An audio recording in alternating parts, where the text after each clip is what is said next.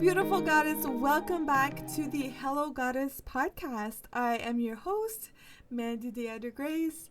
I am a Reiki practitioner, a life coach, and a spiritual seeker. So today we have a special guest, my friend Jessica Hachey.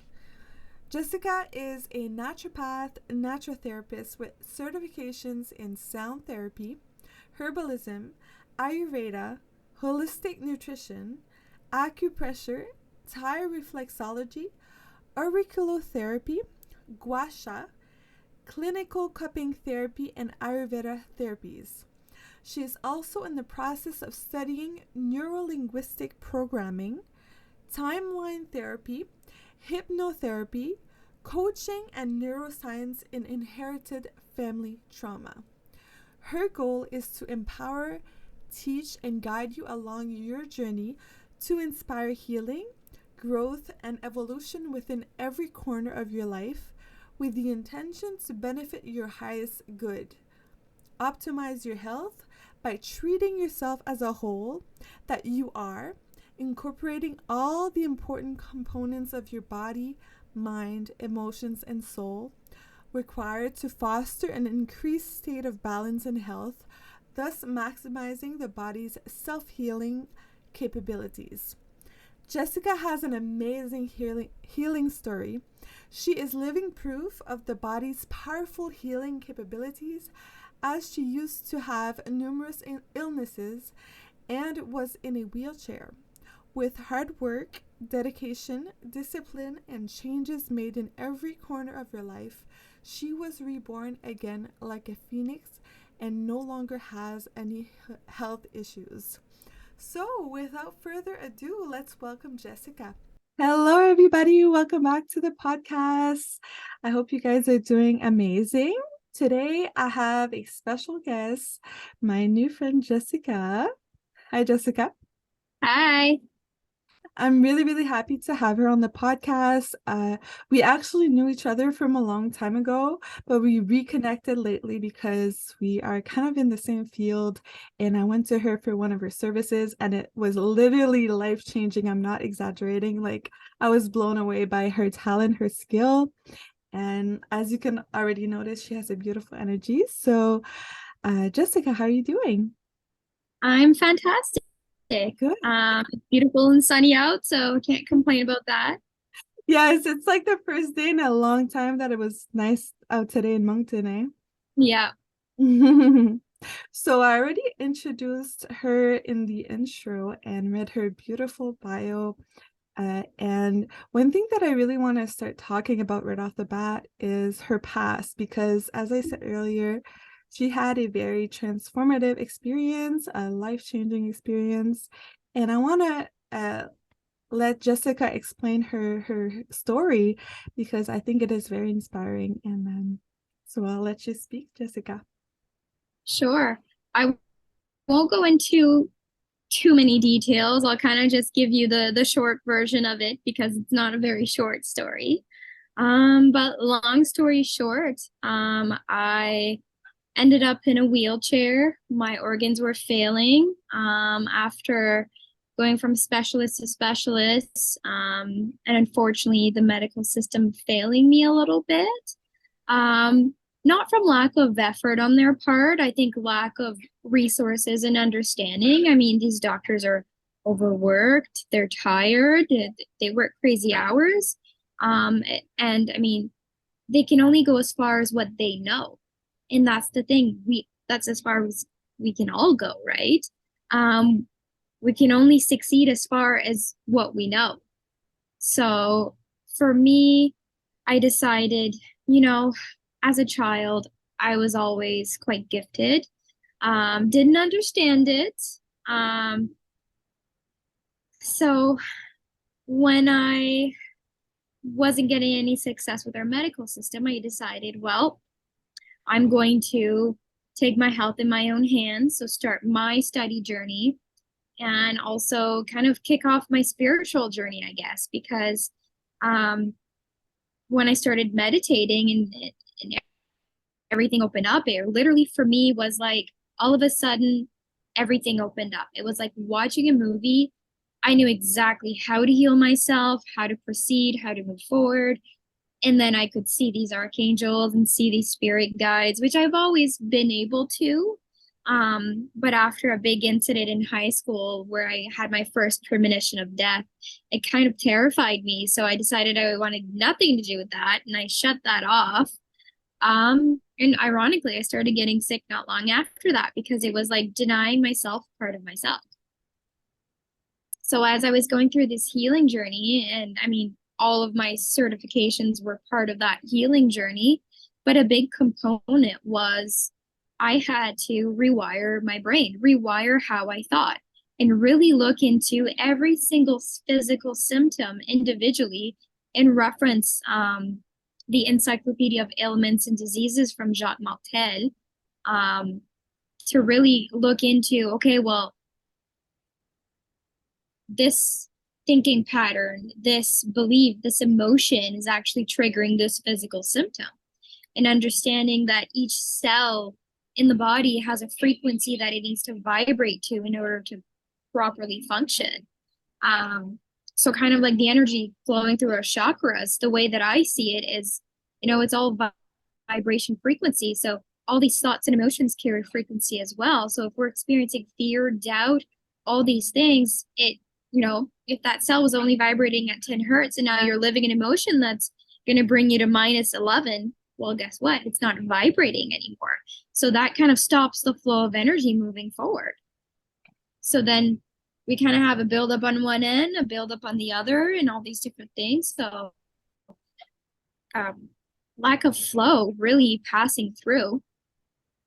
But the accumulation of the toxins in these dead cells, because that's what essentially they become, right? A dead cell, because they're not functioning, they're not vibrating. They no longer have the life force within them. So once you take that out and start to accumulate that junk, then we really start to feel the physical components of it. And it seems to pile up and up and up, because the worse we feel emotionally, the worse we feel too. So I really had to go into all these things. And part of my journey, what was interesting is I found it very frustrating. And I had a little quarrel with Archangel Raphael, because I was like, I've read this book so many times. You keep pointing out this book. I said, what am I missing? What am I missing? I've read this. I know this. I've recognized this behavior. But then suddenly it kind of clued in, and it was like, oh, well, I'm not taking action to change anything. Mm-hmm. I'm acknowledging it, but I'm not changing anything. So then I had to go further and really go into changing my behaviors, my thinking patterns, all these things, and actual like transformation, if you will, on that front. And once that started to shift, the body started to shift naturally. It was just one thing at a time. Things started to flow away.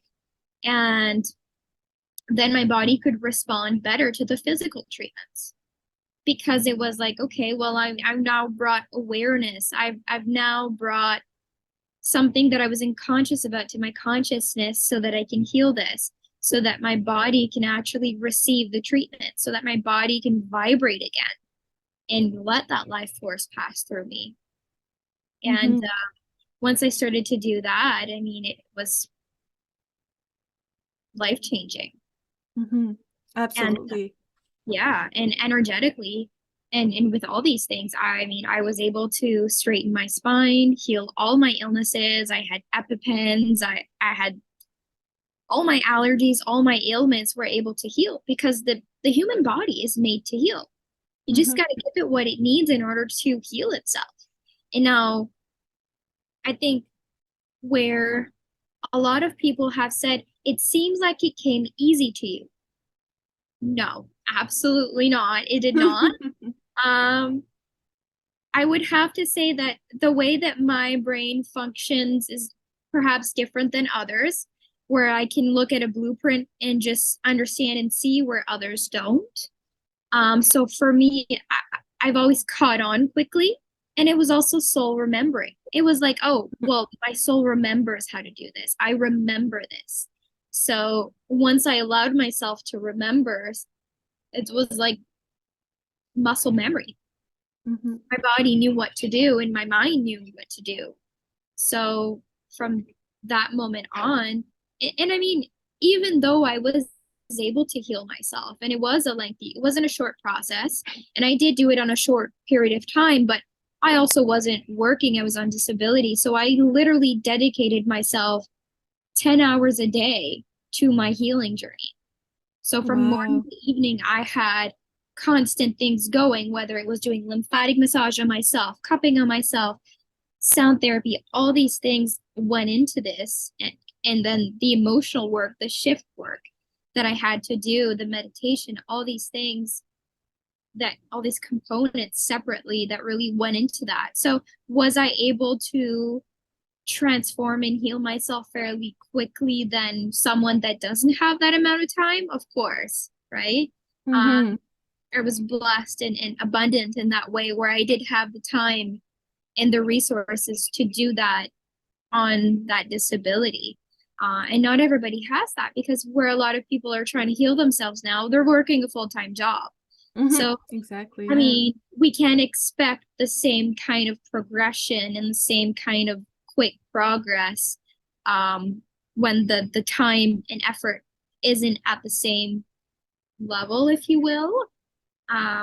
So I guess what I have to tell a lot of people is be patient with yourself. And what even where I and rushing was one of my big habits. I was Speedy Gonzalez even as a child. So for me, I did have to learn to work through that and accept where I am in my journey now is where I need to be. And when I do try to rush past something, I mean, there's no other way to say it, but it's just going to bring you down a detour.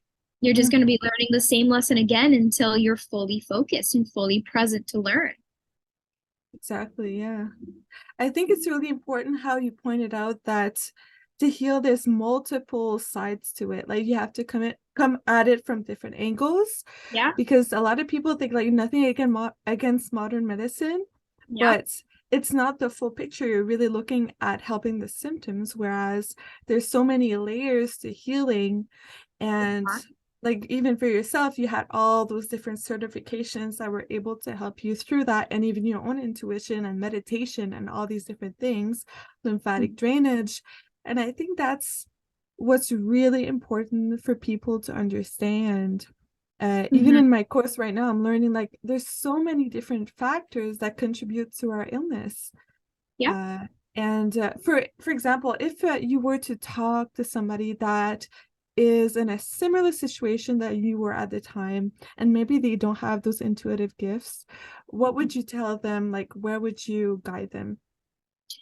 So in my practice, I've learned a lot in my practice as well, and actively in viewing how different people have different ways because I've recognized I'm not the atypical. So when I started practicing, I quickly realized, oh, this doesn't work for many people. They don't have this ability or they don't have this gift. Mm-hmm. So um, I think the biggest thing that I've learned is when I'm assessing someone, the first, before they even begin doing inner work, is I assess their nervous system. Is the body in a place where it's biochemically able to receive the triggers of doing that inner work?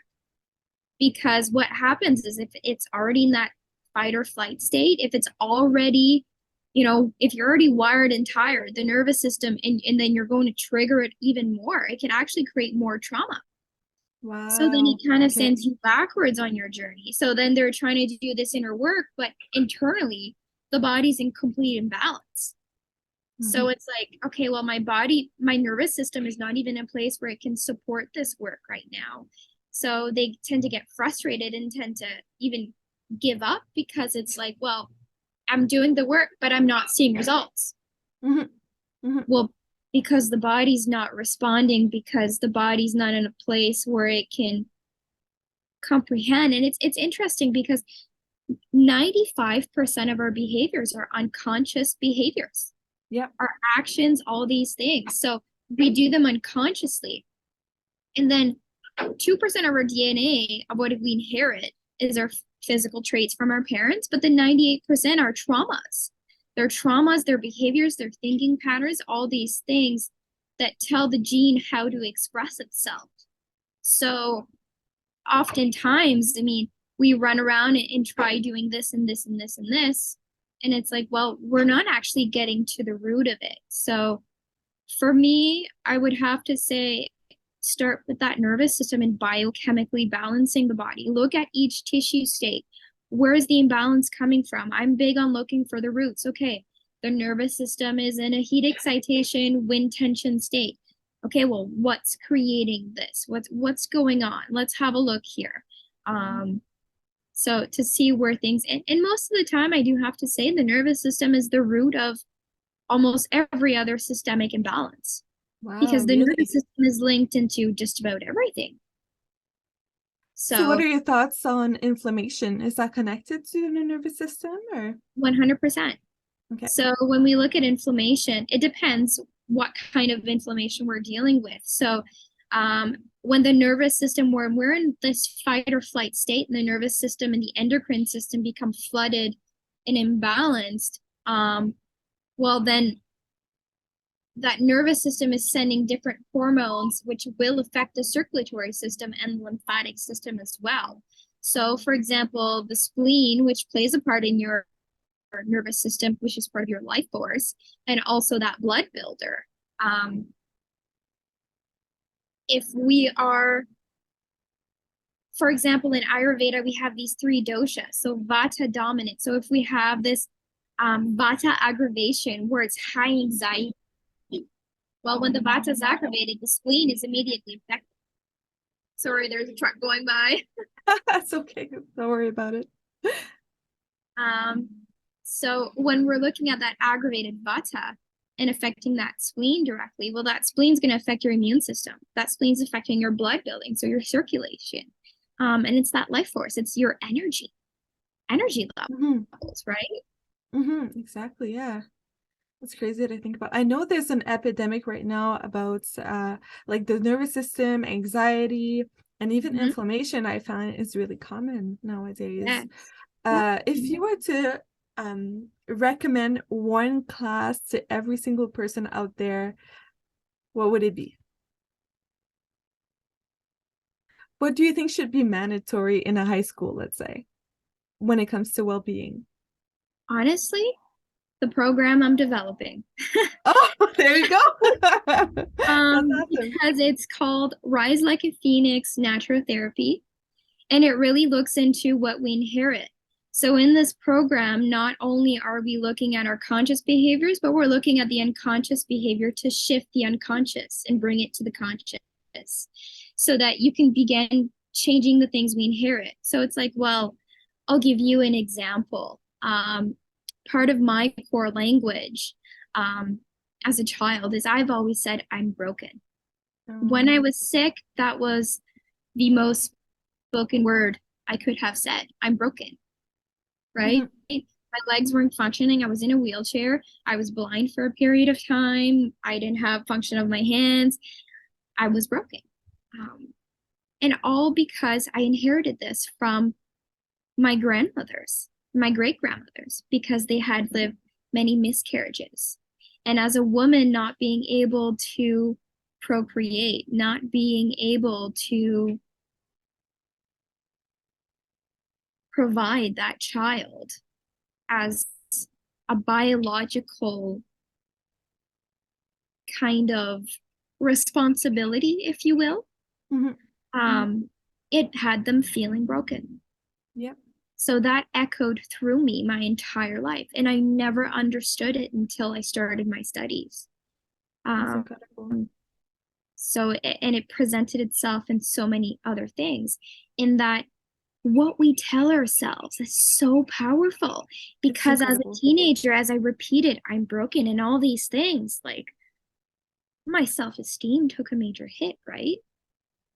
100%. Sometimes we're not even conscious of what's creating our depression, what's creating our anxiety. So to these kids in high school, these young children having a response immediately, and something as simple as a young child having anxiety, well, okay, well, let's look at these different factors, and these parents should be involved as well to help. It should be a whole family thing, because, okay, well, Was this child separated from mom between age 1 to 3? For example, my mom had to give birth to my brother, so she was hospitalized for about a week's time. So I was separated when I was 2 years old from my mom. But that separation created this almost life force flow interruption. So a bond interruption. And that bond interruption creates an anxiety, and it can present itself in a numerous amount of ways that it did for me. Even in trouble with intimacy in relationships. So it's presented itself in so many different forms. But to have a child understand this is happening unconsciously, so we're going to bring it so that you're aware of it and change things so that you now have the power to change things. Yeah, but in this program, you're learning breath work, you're learning meditation, you're learning how to manifest and create your reality. You're changing your life and breaking free of the patterns. Well, I'm having trouble focusing. Okay, well, this program is also going to have us look into what's going on biochemically in the body as well. So what's imbalanced in the body and how to listen to the body. Because when I was in high school, if I would have been taught how the importance of the body's communication and not in the medical system where we're taught, oh, I have a headache, let's just take an Advil and move on and ignore it. Well, if I have a headache, that's my body communicating. If I have a finger that's itching, that's my body communicating. So to listen to the body and being able to bring awareness, okay, my body's telling me this emotion, this thinking patterns, creating this. Well, let's change that language, right? There's so many tools that can be provided. Yes. And I really want that stuff to become mainstream. That's one of the reasons why I started this podcast. Like, I felt I was learning similar things that you were experiencing or explaining. And I was like, this is changing my life. Like, even you said the statement, I am broken. Yeah. I used to say, I am worthless. This is something. Yeah. And at first, it was not even the sentence in my mind. It was an energy, like in the back of my mind.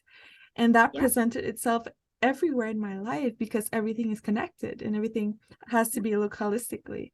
So I applaud you for creating this program. I think it's going to help a lot of people. And yes, I'm really looking forward to everything that you're going to do in your life because you're already so amazing.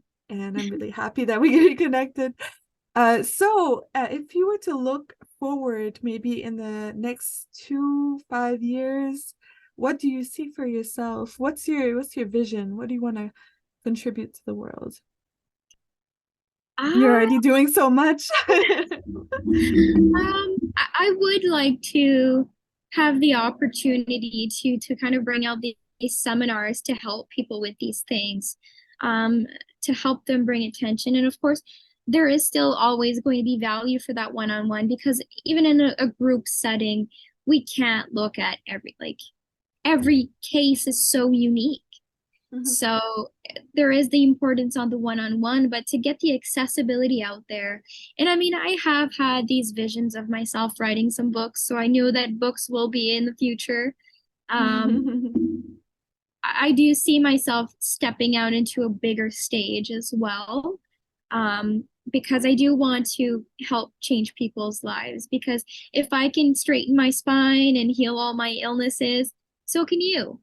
And so can anybody, really, if they really want to. And it really goes to show how much power we have in our own reality and how powerful changing a word. For example, when I have people come through and they're telling me, okay, well, I ask them, how are you feeling? And they'll be like, well, I'm angry or I'm frustrated.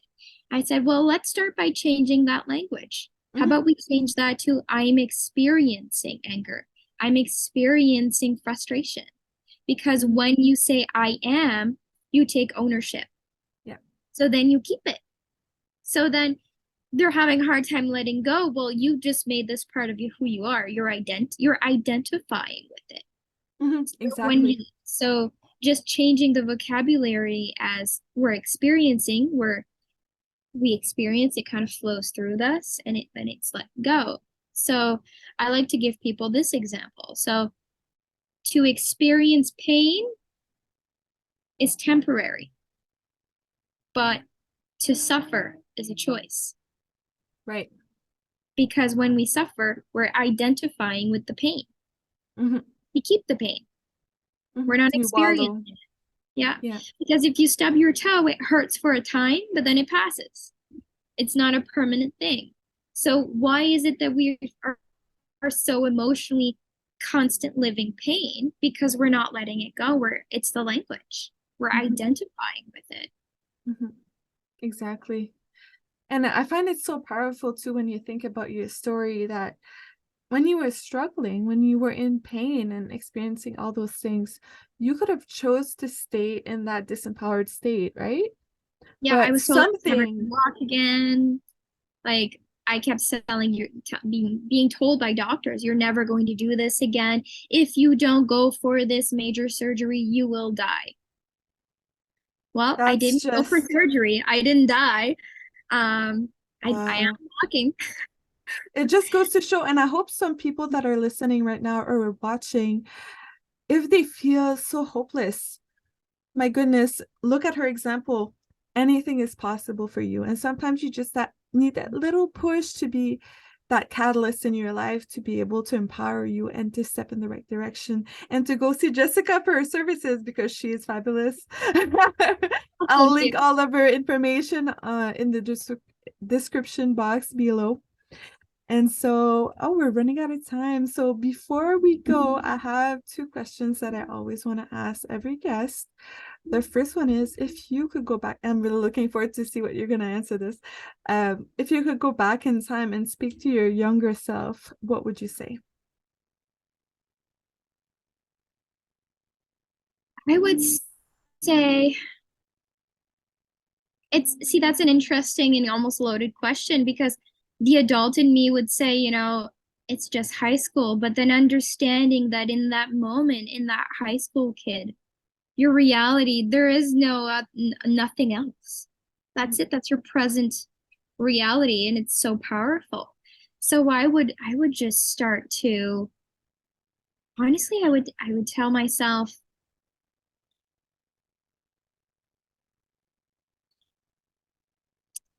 hmm, it's hard, because the way I see it is I had to go through these things, I had the because same answer. that led me to where I am today. So if I didn't struggle, if I didn't go through these, like this child learning to, and it's interesting because something I use a lot is rejection is redirection. Failure Mhm. is simply a moment to adapt. I It's a love moment that to quote. learn Yeah, and grow, right? So 100%.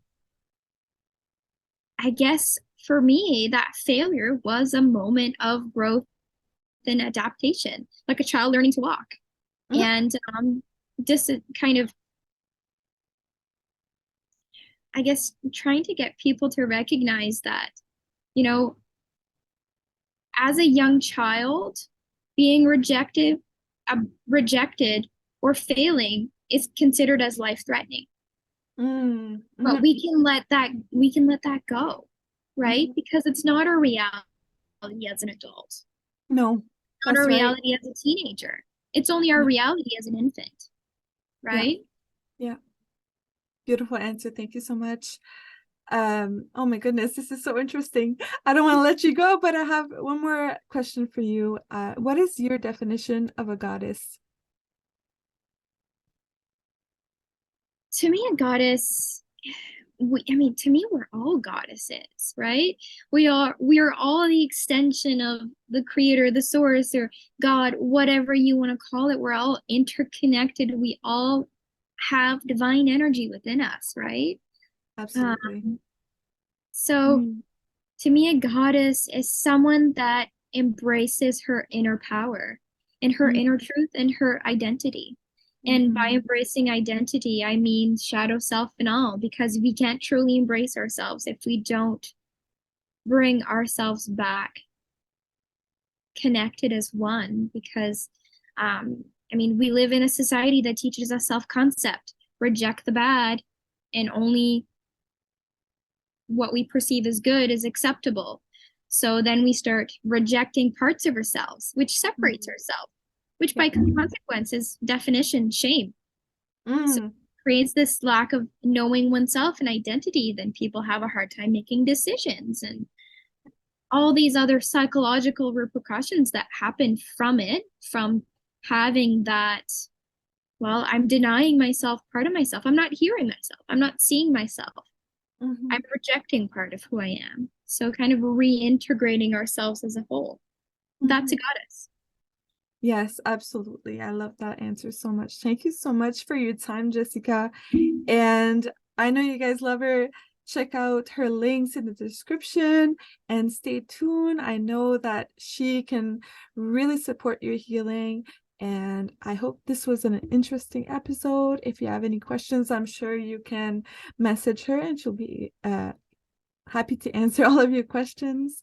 And so wishing you guys all of the best and sending you all of the love, all of the Reiki energy. Talk soon. Bye. So that concludes our episode today with Miss Jessica Hachey. A big thank you to Jessica for being a guest on the podcast today. Again, if you want to reach out to her, all of her links are in the description below. Sending you all of the love, all of the light, and the Reiki energy, and see you next week. Bye.